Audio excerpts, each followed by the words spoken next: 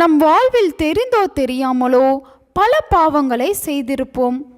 அந்த பாவங்களுக்கான தண்டனைகளையும் தெரியாமலே அனுபவித்து கொண்டிருப்போம். சில பாவங்கள் இந்த பிறவியிலும், சில பாவங்கள் முந்தைய பிறவியிலும் செய்திருப்போம். சில பாவங்கள் பெற்றோர் அல்லது முன்னோரிடமிருந்தும் கடத்தப்பட்டு வந்திருக்கலாம். இப்படியாக சேர்த்து வைத்த பாவங்களை எப்படி தீர்ப்பது என்பதை இந்த வீடியோவில் பார்க்கலாம்.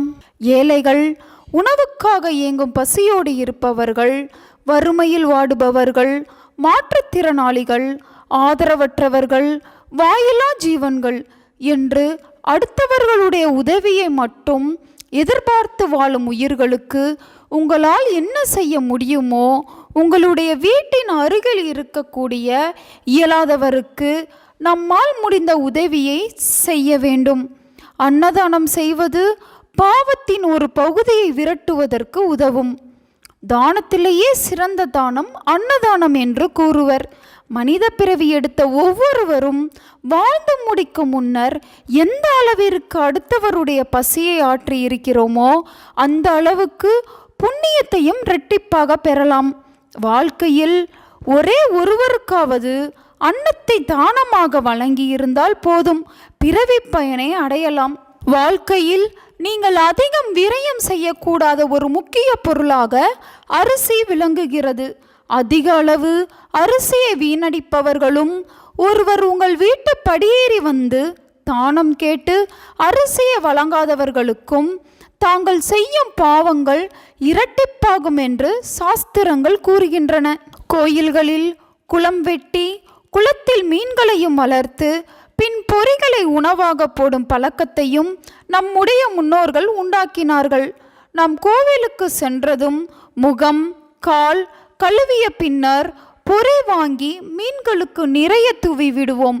எவ்வளவு மீனுக்கு நம் உணவு செல்கிறதோ அவ்வளவு பாவமும் விலகும்.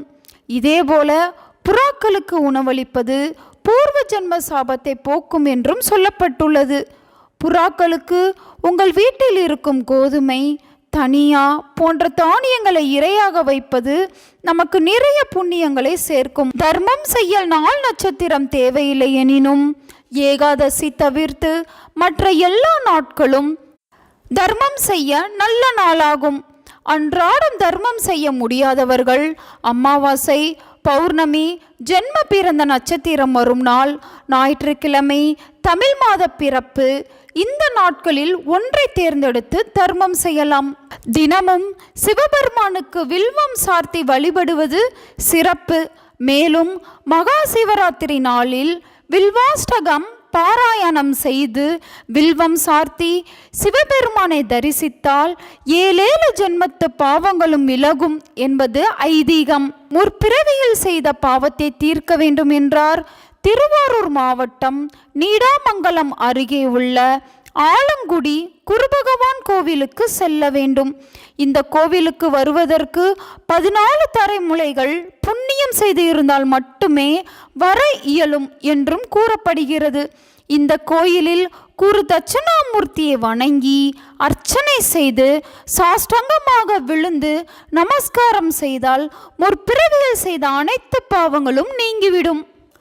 சபரிமலைக்கு செல்பவர்கள் இருமுடி கட்ட தேங்காய்க்கு மேலே ஓட்டை போடுவார்கள் அல்லவா? அதே போல தேங்காய்க்கு மேலே கண் பகுதியில் ஒரு ஓட்டை போட்டு அதன் உள்ளே இருக்கும் நீரை எல்லாம் வெளியேற்றி அதில் பாதி அளவுக்கு நல்லெண்ணெய் ஊற்றி திரியை சேர்த்து விளக்கு ஏற்ற வேண்டும். வீட்டின் பூஜை அறையில் இந்த தேங்காய் விளக்கை ஏற்றி வைத்துவிட்டு நாம் அறிந்தும் அறியாமலும் இந்த பூலோகத்தில் மனித பிறவி எடுத்து செய்த பாவங்கள் எல்லாம் கரைந்து போக வேண்டும், என்னுடைய பாவங்களை கடவுள் மன்னிக்க வேண்டும் என்று மனமுருகி பிரார்த்தனை செய்ய வேண்டும். புண்ணியம் தேடி எவ்வளவு தர்மங்கள் செய்தாலும் உளமாற இனி பாவமே செய்வதில்லை என்ற உறுதியை எடுத்தால் மட்டுமே பாவங்களில் இருந்து முழுவதுமாக விடுபட முடியும். இதுவரை குறிப்பிட்ட பரிகாரங்கள் எல்லாம் தெரியாமல் செய்த பாவங்களுக்கான மோட்சமே தவிர தெரிந்து செய்யும் பாவங்களுக்கான பரிகாரம் இல்லை. தெரிந்து செய்த பாவங்களுக்கு சொல்ல போனால் பரிகாரமே கிடையாது. பாவம் செய்வதை முற்றிலுமாக நிறுத்திவிட்டு புண்ணியம் மட்டும் செய்ய தொடங்கினால் இறைவனின் கணக்கில் உங்களுக்கான பக்கத்தில் பாவத்தை விட புண்ணியம் அதிகம் வரவு வைக்கப்படும். அதன் பிறகே புண்ணியம் கிடைக்கும். அப்போது கூட முழு புண்ணிய பலனையும் அடைய முடியாது. எனவே தெரிந்தே பாவம் செய்வதை குறைத்துவிட்டு நல்வாழ்வு அமைய நலமுடன் இருப்போம். உங்கள் நண்பர்களுக்கும் உறவினர்களுக்கும் இந்த வீடியோவை ஷேர் பண்ணுங்க. அவங்களும் இதை பற்றி தெரிஞ்சுக்கிடட்டும். ஆன்மீகம் டிவி தமிழ் சேனலை சப்ஸ்கிரைப் பண்ணுங்க.